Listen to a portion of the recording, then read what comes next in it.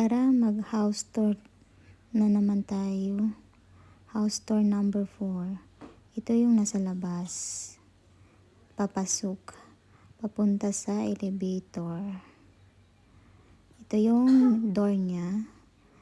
Tapos ito yung living area. May dalawang sofa, may dining table, tsaka TV.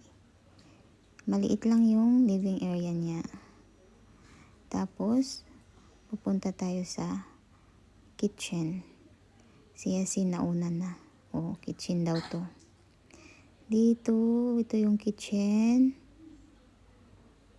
Yan. Ito stock room, pero hindi siya ma-open. Nakalock. I-try ni Yasin og-open, pero hindi ma-open. Yan. Ito yung kitchen.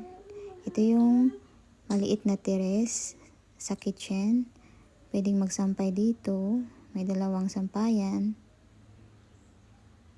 Tapos pwede din maglagay ng maliit na table dito.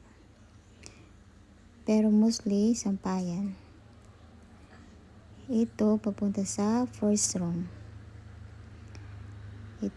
Dito, first room. May dalawang bed. Tingnan nyo, yung design niya pang kids.